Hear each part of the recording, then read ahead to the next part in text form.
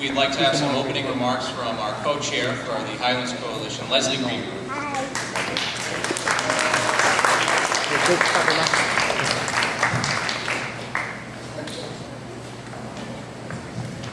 Glad to see everybody here. I'm Leslie Greenberg. I'm co-chair of the Highlands Coalition, and I just thought I'd do a little bit of housekeeping. First of all, I want to thank the staff of Ford School for all the help, and we are very fortunate to have them as partners in all our events that we have. I just want to let people know, boys' room is that way, girls' room is down the other hallway. We don't say men's room around here, so. We have water in a cooler over there. There's water on the table, so feel free if you would like to take a water, feel free to take that. On your little brochure that you got, you'll see in the back there's some events that are coming up, and I know that Jim's going to talk about that. But I just want to say again, thank you so much for coming up here. And I know that there's been a lot of debates going on, but you know, it's important that people come up and listen and make up their own mind. Highlands Coalition is a non-profit group. We do not take sides on any of it. And because I've had many people come to me and ask me, who are you supporting? So, but good to have you here. And our moderator tonight, James Tarr, is all ready to start asking some questions and to do a little housekeeping also. Thank you very much, Leslie.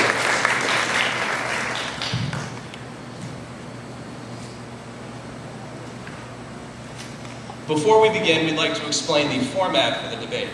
Each candidate will have 3 minutes for opening and closing remarks and 2 minutes to answer any questions. Our timekeeper, Jonathan Feinberg, will hold up a yellow sheet to indicate that the candidates have 30 seconds left to answer their question, and will hold up a red sheet to indicate that their time has expired. We'd like to invite the audience as well to participate in this debate. We're going to have index cards going around and pens, so if you have a question you would like to ask, write it down. We'll have someone from the Highlands Coalition come around and collect those questions. And we'll move on to introductions. The person who will be going first is current Mayor Judy Flanagan-Henniger.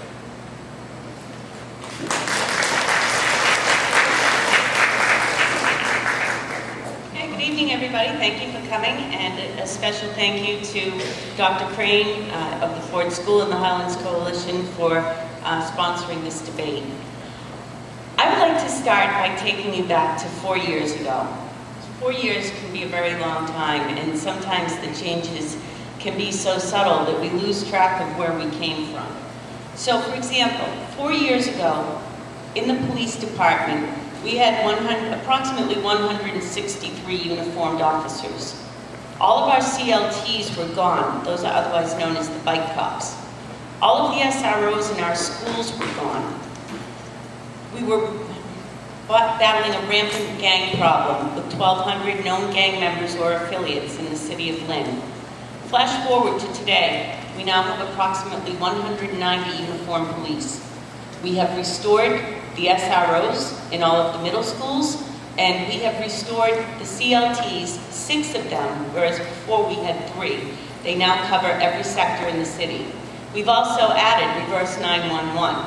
That was implemented during my term, and it has proven to be a very valuable resource in times of natural disaster. Secondly, think back to the fire department. We had engines that were being browned out on a daily basis. We also had only 2 ladders running for the entire city. Ladder 4 had been taken out of service, which meant that anybody who lived anywhere from Broadway all the way to the Linfield line had to wait for a ladder to come from either Western Avenue or the Fayette Street ladder to come to help them, and even if they were beyond Union Hospital. Today we have 190 uniformed fire personnel, and we have kept ladder 4 in service continuously throughout my tenure as mayor. With the schools, in 2009-2010, we had 1,114 teachers and 241 paraprofessionals. Today, we have 1,235 teachers. That's an increase of more than 100, and 276 paraprofessionals. That's an increase of more than 35. We have also reopened Fallon and Washington schools. We have increased the money for school security, and we have taken 2 level 4 schools out of level 4 status. Your taxes from 2009, from 2006 to 2010, your tax rate went up by over 50%, from 9.94 to 15.53. From the time that I have been in office, it has been stable in the 16s throughout my term. And lastly, back at the auditorium from 2005 to 2009, they featured 2 to 4 ticketed shows per year. Now we are up to 12 to 15 ticketed shows per year. I think I have shown improvements in these areas and many others, and I look forward to discussing them with all of you tonight. Thank you, Mayor Kennedy.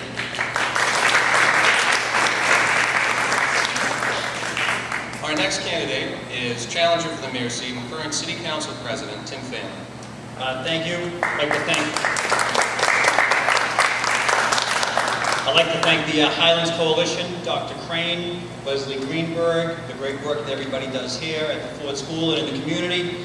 Also, my family and friends who have been there through thick and thin to support me. My sister actually used to teach at the Ford School. I remember being here as a member of the school committee and over the years when the NASA presentations were being done. And from all the increase of police and fire that we just heard in that opening statement, each one of those grants and everything that happened came through the City Council, and budgets were approved by the City Council as well. They are collective successes and not individual successes. And when we talk about the increase in teachers and paraprofessionals in the school system, the one thing that we don't talk about, the reason that's happened is over that period of time, Chapter 70 funds have increased by $20 million into the City of Lynn. So I would hope with the formula they give us with $20 million, however we get more teachers, because that's what the money is designated for. However, this past year, well, we only got $7.1 million in additional Chapter 70 funds. Only $3.4 million of that went into education. But I want to talk about the Highlands. The Highlands is a part of the city that has continually reinvented itself over Lynn's history. From the time of abolitionists and scholars to shoe manufacturers, great wealth, to the strength of diversity that defines the Highlands today. Through all the years, the one common thread has been family and community. And while I know the causes and the struggles change over the years, the passion and the commitment remain the same. And with the changing city comes changing responsibilities. And I have stood with you, I have fought by you, and I have fought for the things that the people in the Highlands need. First thing, the Homeowners Bill of Rights to save people's homes from foreclosure that was passed through the City Council that was vetoed by the mayor. Recently, I co-sponsored the support of a resolution to increase the minimum wage. The mayor did not support that, did not sign that for working families in the City of Lynn. So I come before you today, the only Democrat in the race for mayor, to give you my vision of education, my ideas for economic development, job creation, and how we as a city need to do more to embrace the concerns of everyone. Thank you.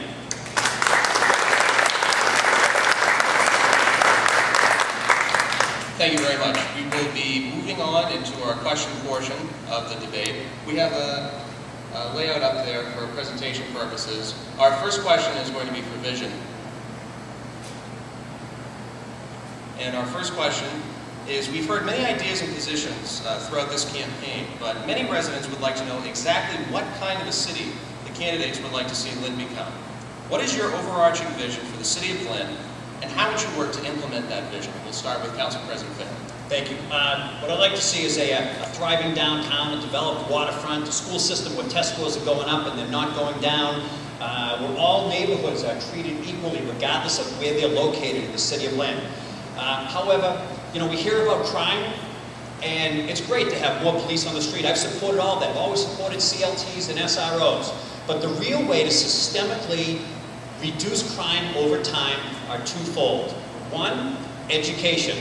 One of the platforms of my campaign is to allow kids, 3- and 4-year-olds, who don't win the lottery to get into the pre-K programs, which are very limited in the City of Lynn, to open the schools year-round so that they have an opportunity to go to pre-K. Every single study tells you that if you send a 3- and 4-year-old, crime goes down, graduation rates go up, special ed inclusion goes down, social behavior improves, income goes up, secondary education goes up, and there's no reason not to do it. We have a moral and intellectual responsibility to do it. But on top of that, the second part is jobs. You have to give people jobs. And I have an economic plan that everybody talks about developing the waterfront, or developing businesses in the city of Lynn, but nobody tells you how to do it. What I'm saying is what we do is there are twofold. One, we have tax incremental financing agreements. We expand on the tax incremental financing agreements that if we give people tax breaks, that they're mandated to give Lynn people jobs. If you give somebody a job, they don't produce crime and they don't engage in crime. It has to be a systemic, long investment in the neighborhoods of the people of the city. Thank you.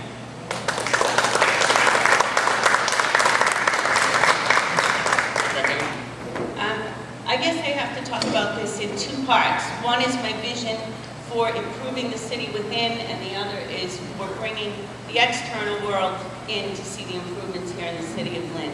Within, I have made it a hallmark of my administration to be inclusive, to be fair, and to recognize and appreciate the diversity in the city of Lynn. To that end, I have added many people of color to the boards and committees of the city of Lynn in order to allow every citizen to have their voice heard, to participate, to feel that they are part of our community. I have been fair. I have not given away top jobs to my friends or my political cronies. I have instituted a lottery system for the summer jobs program because too often there were kids that were just, because they didn't know anybody in City Hall, they weren't able to get a job with the summer jobs program. And I felt that that wasn't fair to those who weren't connected. And for the last 4 years, we have had a lottery, the last 3 years, we've had a lottery for the summer jobs program. I also supported Lynn Tech's return to their skilled machine shop program. We need to build skilled trades for some of our children. I don't believe that every child should be going to college. There are some who must be learning trades. From without side, I've attracted businesses. In fact, Kettle Cuisine, we had a job fair where they intended to hire 70 people from within the city of Lynn. I've attracted Demici's, Ken's Kitchen Chicken, Rossetti's Restaurant. I already mentioned how the auditorium is thriving. We have a Lynn Arts and Cultural District downtown that came about under my administration, which in cooperation with the EDIC brought more than 70 groups together within the city to apply for and receive one of the 5 inaugural cultural district designations in the Commonwealth. Thank you.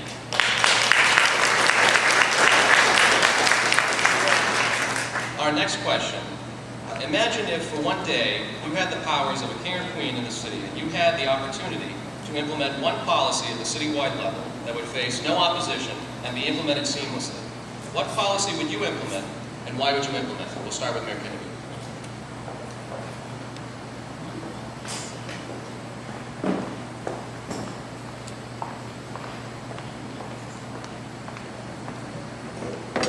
That's a crazy kind of question. Because there are so many areas that are in need.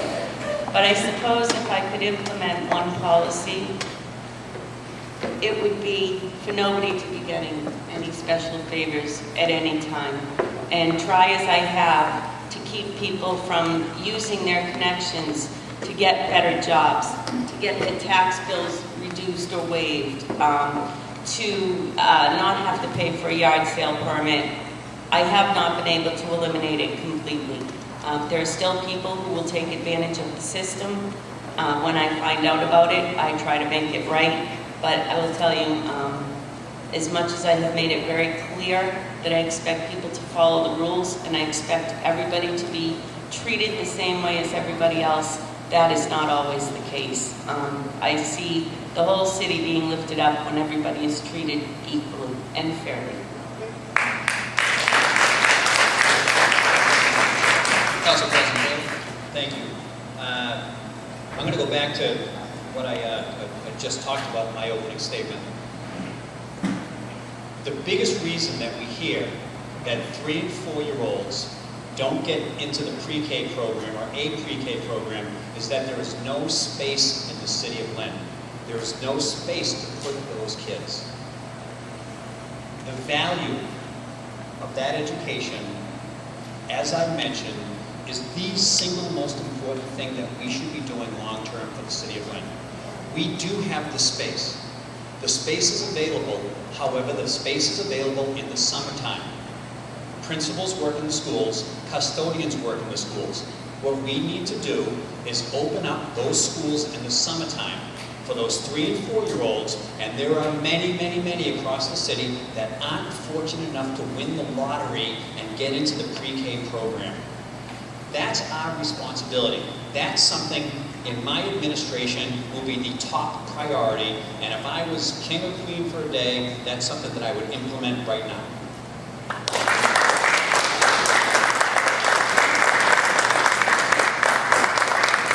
For our next question, as both candidates and many watching this debate know, voter turnout in the Highlands neighborhood took a turn for the worse when the Ford School was stripped of its status as a polling place a decade ago. The reasons for the Ford School losing its status as a polling place remain a hotly contested issue. The matter is currently before the Lynn Human Rights Commission and is being investigated seriously as a matter of voter disenfranchisement. And a simple yes or no answer, and I want to hold each candidate to a yes or no answer.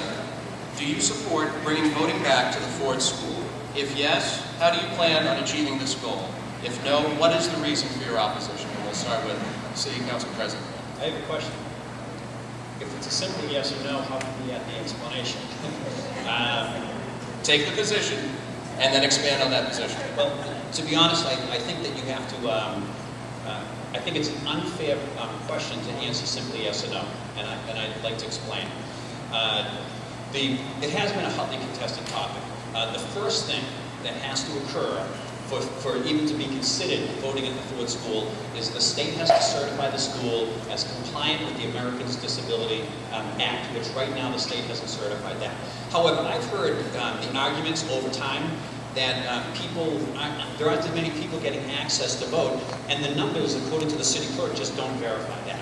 The percentages are down everywhere across the city, and the percentages are down equally here as they are other places. But I actually, over the past few weeks, had a conversation with somebody, and we talked about voting at the KIPP school. The KIPP Academy has better parking facilities, they have their ADA compliant, but the Highlands Coalition and the people at the Ford School don't want to do that.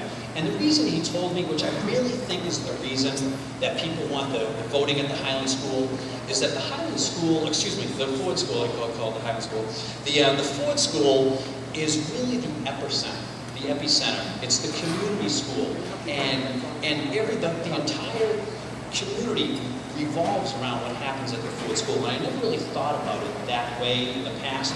So while I think there are better places to vote, whether it's the KIPP Academy or where it is right now and the cost factor involved, I would be very open to discussing it, understanding that that's the real issue. Thank you. Okay, so just for clarification purposes, if all things were fair, if this school were ADA compliant and there was no opposition from the state, as you'd said, would you support bringing voting back to Ford School? I would.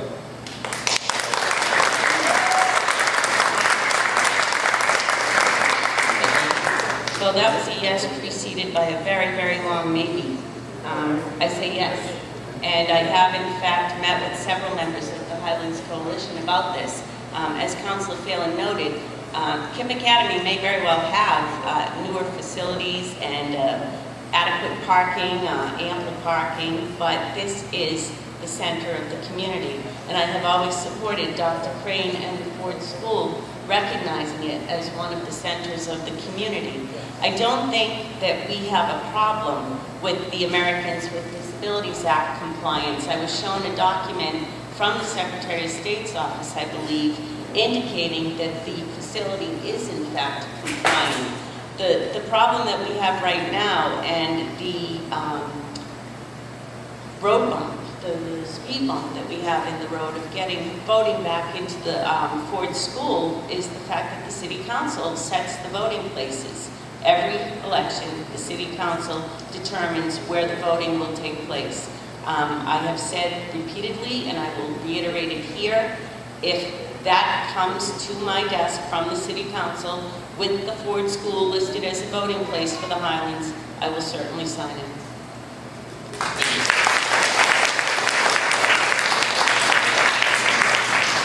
Our next question.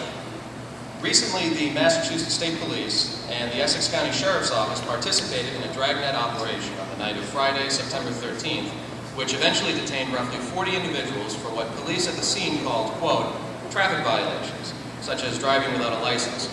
Several Highlands Coalition friends and members were at the scene of this operation and can attest to this fact. Virtually all of the people detained by this dragnet were people of color, and have most likely been reported by the state police and the sheriff's office to Immigration and Customs Enforcement. Hypothetically speaking, if you were elected or re-elected mayor, and a constituent who voted for you as mayor came into your office because they had a friend or family member deported or had the threat of deportation under detention issued to them because of one of these kinds of police actions in Lynn, what would you tell that person and why? And do you support or oppose these kinds of police actions? We'll start with Mayor Kennedy. Well, I certainly think that the police in Lynn and in every other community have bigger things to worry about. It's ICE whose jurisdiction it is to take care of immigration problems. It's certainly not the Lynn or the state police's problem. I also have an issue with any of those dragnet type of operations or those roadblocks that they have to check sobriety checkpoints. I believe in the Constitution. The Constitution protects all of us from unlawful search and seizure. And I believe that these random checks at these various points conducted on random nights violate that constitutional provision of unlawful search and seizure. So, as I said, I think it is not the city's place to be enforcing immigration laws. I would do what I could do to help people to stay with their families and comply with the law. You know, and I don't like to see those operations in place to begin with.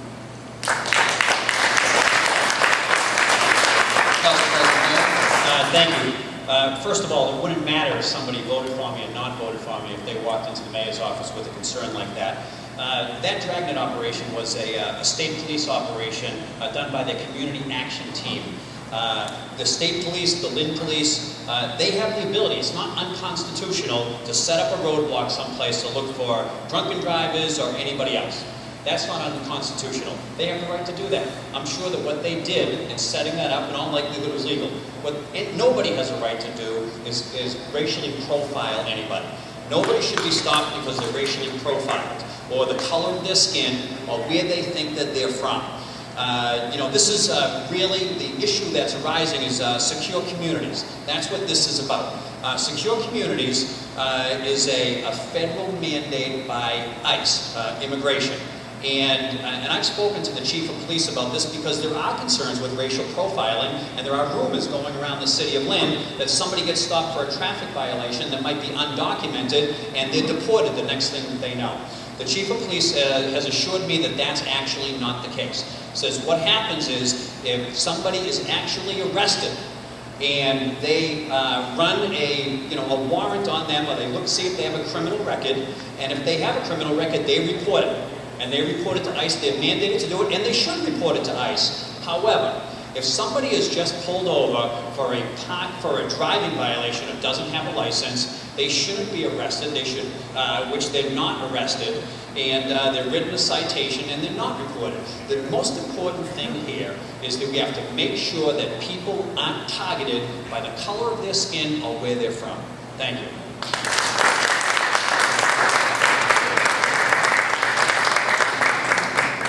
For our next question, if elected or re-elected as mayor, what do you plan to do to promote diversity in city employment? And what have you already done to promote diversity in public sector employment? We'll start with Council President Bill. Sure.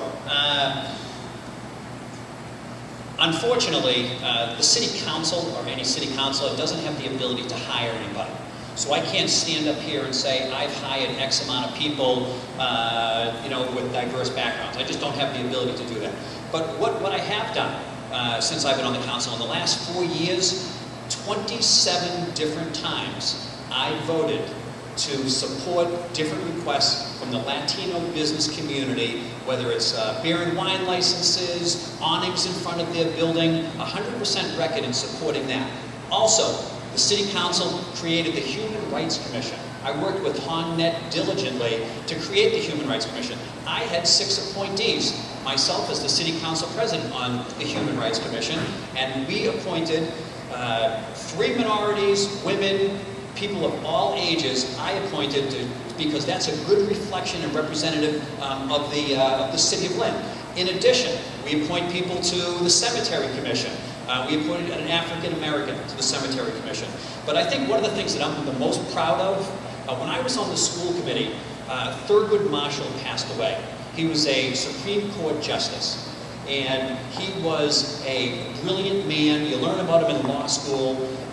He wrote the opinion Brown versus Board of Education for equality in education. And when he passed away, I realized that Easton Junior High School was named after a location in the city of Lynn and not a person. I brought that motion forward to the Lynn School Committee. We changed the name of Easton Junior High School to Thurgood Marshall Middle School, not because he was African American, but because he was a great American. Thank you.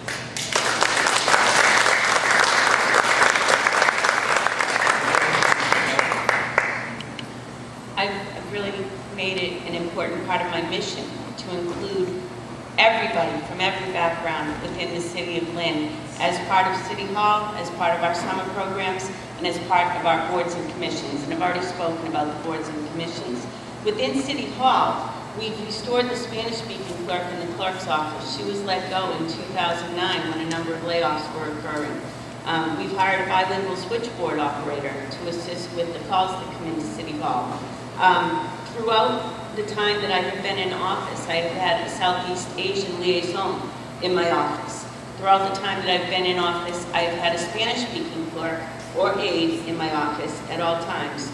In addition, I believe positions of authority are also something that are important to look at because Lynn has not really crossed that barrier enough yet. I hired the first Hispanic department head in the form of Manny Alcantara, and Councilor Phelan may quibble and say he was an acting DPW commissioner.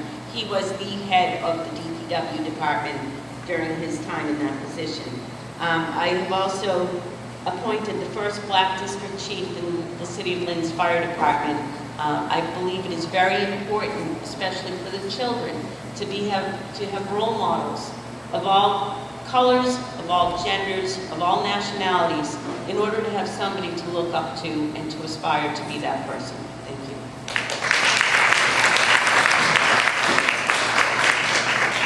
Our next question.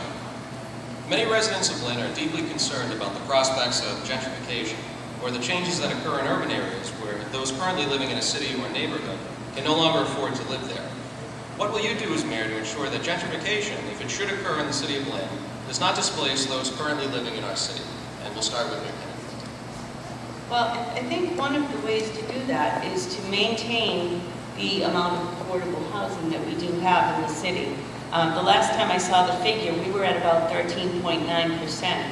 And one way of being able to do that is to offer programs such as we have through the Lynn Housing Authority, the first-time home buyers program, the low-interest loan program for repairs, the de-letting programs that we have. All of those features enable people who want to stay in a neighborhood to be able to stay in a neighborhood at a lower cost than it might otherwise occur. We also have an issue in Lynn with density.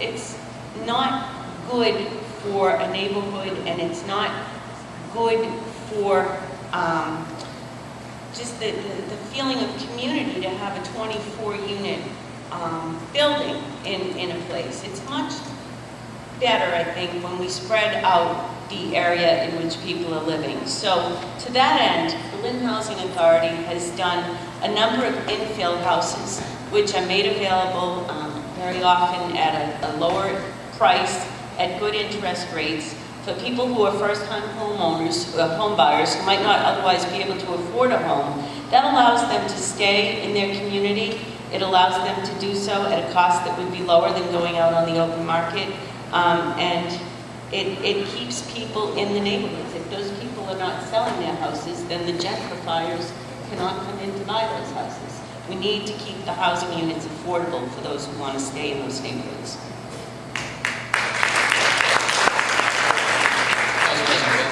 Thank you. When I was the chairman of the Lynn City Council Public Property Committee, I can't remember the exact number, but I think we transferred upwards of 80 pieces of property in the city of Lynn to different variations of Lynn Housing Authority so that they could do their infill housing for affordable housing for the people of the city of Lynn. Unfortunately, we don't do that as much as we had in the past because the opportunity isn't there to do it. But what we are doing now, we have to look at affordable housing to avoid gentrification in areas where we're doing bigger developments. Right now, there is a strong possibility of the Washington Gateway project, which is down by where the old Blue Note used to be. And part of that, if the funding comes in with this called transit-oriented development, if the funding comes through union pension money through the state, there's going to be a mandate in a new development of affordable housing for people to allow the access and allowing different communities to actually reach each other so that communities don't feel isolated. When we develop downtown and we put all these resources and money into downtown, and what happens is different neighborhoods feel neglected. So really the theory behind eliminating this from happening is making sure that you tie in those neighborhoods together. It can be small things like the bike trail that can tie two neighborhoods together. And those are the things that you have to look at. You have to expand beyond affordable housing, but affordable housing is the basic foundation to make sure that that doesn't occur. Thank you.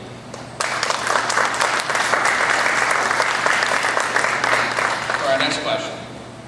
The Lynn Public School System is facing a serious space problem. Kindergarten classes at several elementary schools throughout the city have been forced to bus their students to Lynn Tech High School, including the Ford School in the Highlands. As a long-term solution, the city has entered into a new building plan for Marshall and is considering a similar building plan for Pickering. However, it will be years before these solutions yield results. What do you plan to do as mayor to relieve space issues in the public school system for the next few foreseeable years? And we'll start with Council President Phil. Thank you. There's no easy answer to this question. Overcrowding seems to be an issue in a lot of different communities. I did support Marshall Middle School. I think I voted 13 separate times. It's going to be a period before that opens up. And the kids that are in actually the elementary school level, by the time they hit Marshall Middle School, the school's already at its capacity right now. Pickering, if that's the next school, we've already voted to increase the feasibility study. That's going to be years beyond that. So what we have to do is we have to identify existing available locations because we're not going to have the money to build something new right now.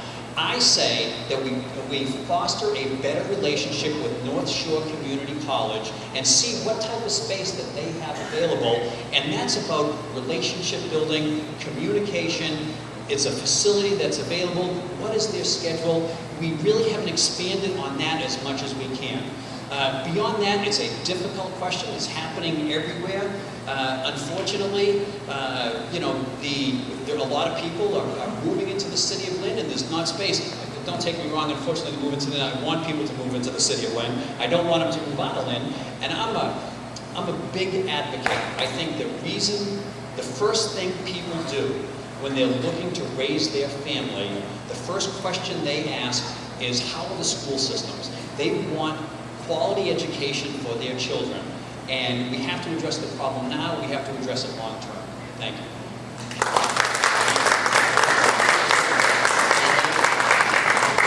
Well, you just alluded to one of the solutions that we've come up with to alleviating the space crunch.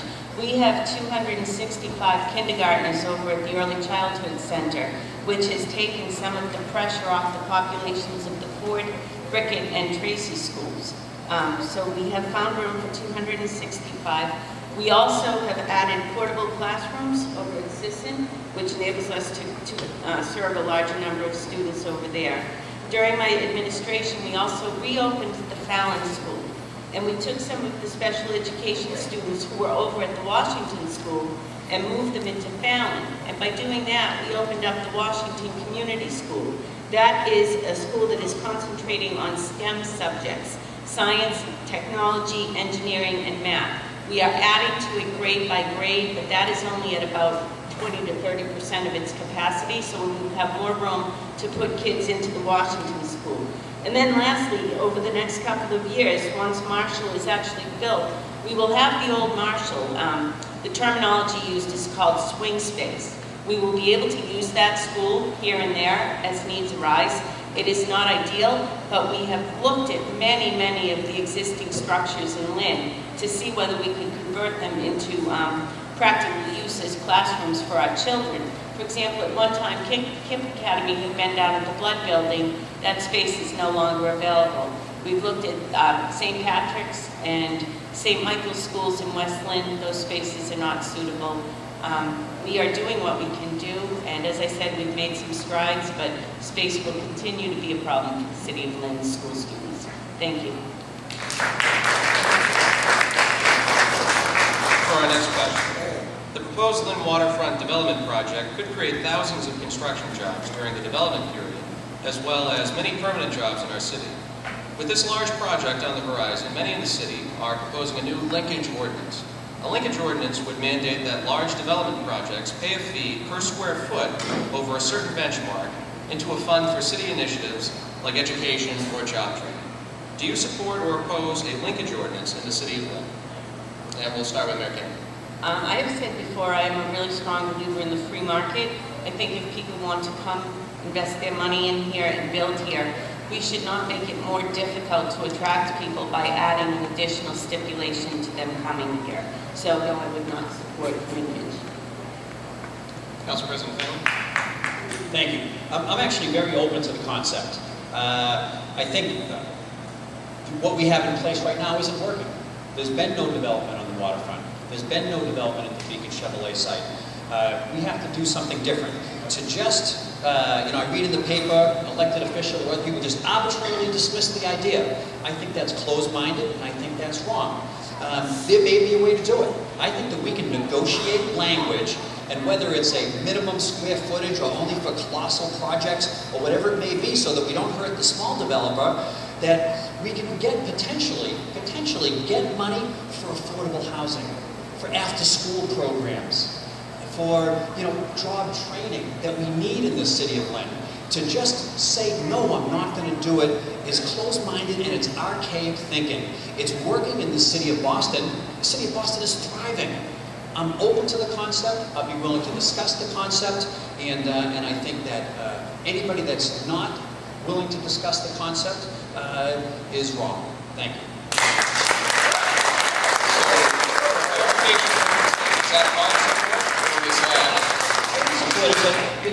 Like as in any legislation, you have to look at the language of the legislation and the details of what it is. Conceptually, yes. Okay.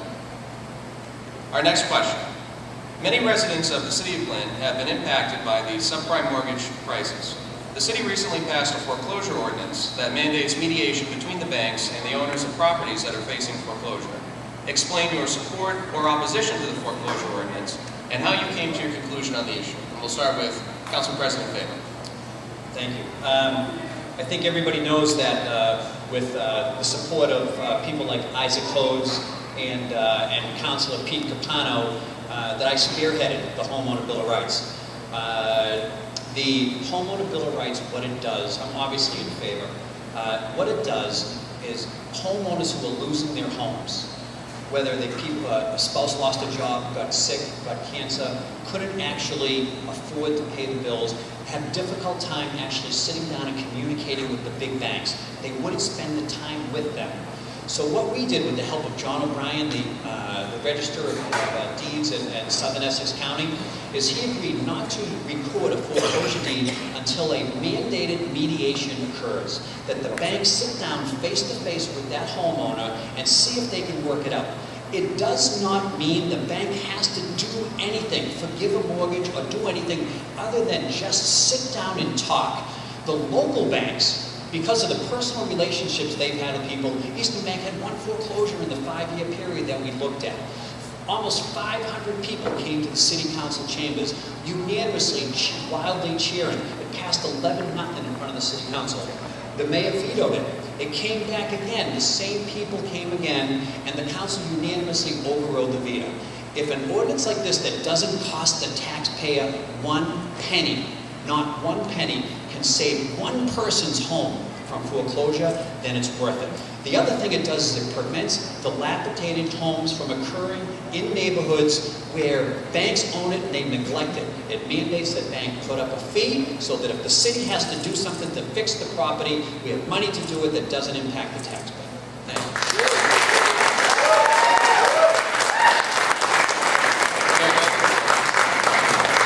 First of all, the banks are already required under another land ordinance to put up a fee, a contact person's name, and so forth, so that we don't have those dilapidated properties. And yes, Councilor Phelan is correct. I did veto that ordinance, and I will tell you why I vetoed that ordinance. It has nothing to do with a lack of empathy for people who are in danger of losing their homes. It has to do with wanting to avoid a patchwork of 351 different sets of rules and regulations in the Commonwealth of Massachusetts, which could in turn have a chilling effect on the bank's willingness to lend to people here in the city of Lynn. So I met with the Bankers Association. They explained their point of view to me. They explained to me that these conditions that are contained in the homeowner's so-called anti-foreclosure ordinance are already under consideration by a panel that was created by the state legislature. And I feared that if the city of Lynn went ahead and created its own version, we might be contrary to that state version, and furthermore, we might have that chilling effect that I mentioned on the lenders, and thirdly, that we might end up in litigation. And most certainly, just about a month ago, I got a letter from a law firm representing the Mass Bankers Association saying that they wanted us to put a temporary halt to enforcing that ordinance so that they could find out what the result would be as coming out of their appeal of the Springfield decision. And that's still under appeal. As I said, it has nothing to do with the intent of the ordinance. It has to do with what it will do to the city of Lynn if it's enacted. Thank you. Our next question. Many observers of Lynn politics would categorize the political climate in this city as unbeneficial to constructive and open dialogue. If elected or re-elected mayor, what would you do to restore civility to our public discourse and ensure that those who sought to participate in civic life are respected and their voices heard? We'll start with Mayor Kennedy. Well, I think I've had a very civil relationship with a very great number of the city councilors, and with a few of them not so much. And frankly, I have to say, I think that tone was set at my 2010 inauguration, in which Councilor Phelan delivered a speech, and he said, we'll all, to paraphrase it, we'll all get along fine as long as we're all on the same page. And the context of it suggested that I was to go over to the city council's page and not have my own vision for what the city of Lynn would be. So after that, we had some times where the communication wasn't great, and we finally agreed we would talk on Friday afternoons at 12:30, once a week, to catch up on what things were doing. And honestly, that happened for about a month or a month and a half, and I got very frustrated by it because I would have that conversation on Friday, explain everything that I was doing on the mayor's side of things, and then on Saturday morning or Monday morning, I'd open up the paper and it would say, Councilor Phelan proposes this, and it never came up in the discussion. And I felt like I was having a one-way conversation, and the relationship, frankly, just chilled after that. But like I said, I have an open door policy with the city councilors. They're able to come in and see me whenever they want to, and I don't feel as though I have ever treated them with disrespect, nor do I feel that they have disrespected me. Thank you. Thank you. I would like anybody to go back and watch that video. One of the things that I think that I have a reputation for is being a communicator, being open, working with people, being there when somebody knocks on my door. Nobody has a difficult time having a meeting with me. Nobody has a difficult time if they have a difference of opinion with me. We have a difference of opinion. I respect that. My recollection of those limited Friday afternoon calls is very different. My recollection is that the first one or two took place, but several in a row, the mayor was unavailable to move on, unavailable to speak to me. And ultimately, we just moved on from having those conversations. You talk about public discourse. What I know about this campaign is my wife has been on the front page of the newspaper. My brothers have been on the front page of the newspaper. I have been on the front page of the newspaper. The Secretary of the Council has been on the front page of the newspaper. And that's come from one side. Nothing has come from me. That does not foster a good relationship. That does not foster good communication. And when you don't have a good relationship and you don't have good communication between the mayor and the city council, it hurts the people of the city of Lynn.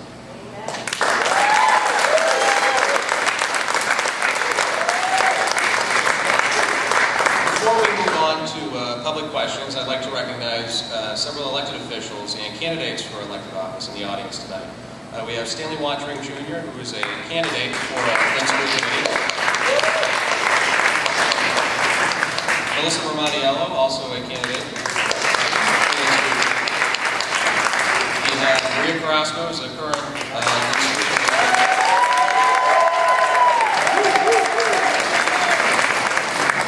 Ward 2 candidate Jesse Yeager.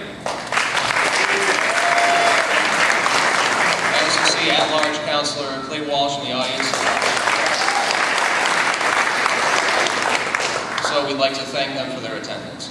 And now we'd like to move on to the public questions. So Leslie has a basket she's getting in now from collected questions.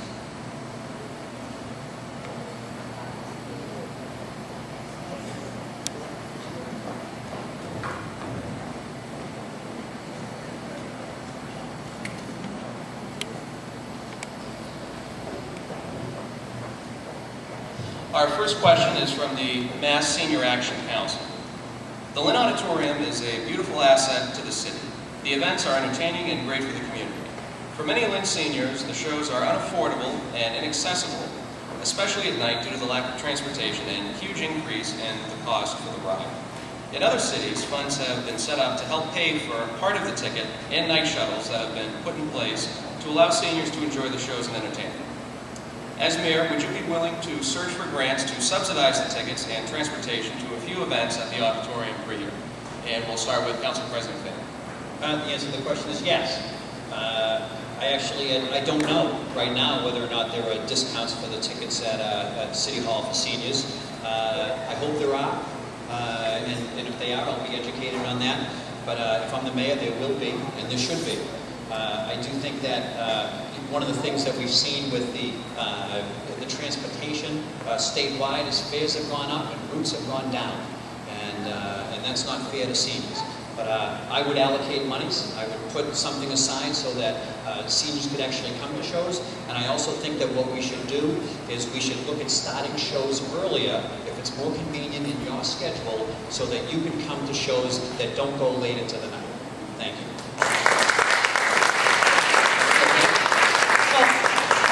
Had a number of shows that have been Sunday matinees. In fact, I think some of you may have gone to Surf Shanghai when we did that on a Sunday afternoon. I have already instructed the auditorium manager to be looking for grants to subsidize. But one other area where we might be able to find some money is in the auditorium's revolving fund. When we contract with an artist to come in and play City Hall, the ticket prices are all set by contract, so we are required to pay them based upon that set ticketed price. Additionally, we have a contract with Ticketmaster, so that we have to pay them a certain percentage of each ticket, again based on the ticket price.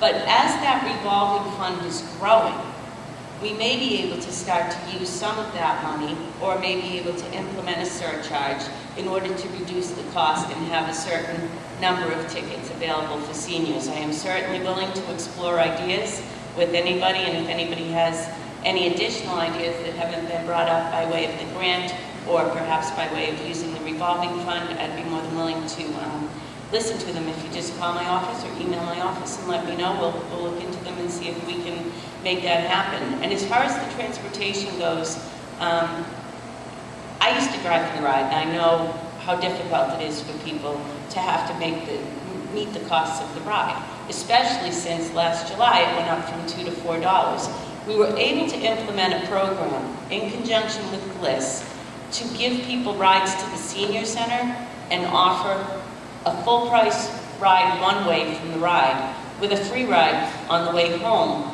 to the seniors, so that in effect it came out $2 each way.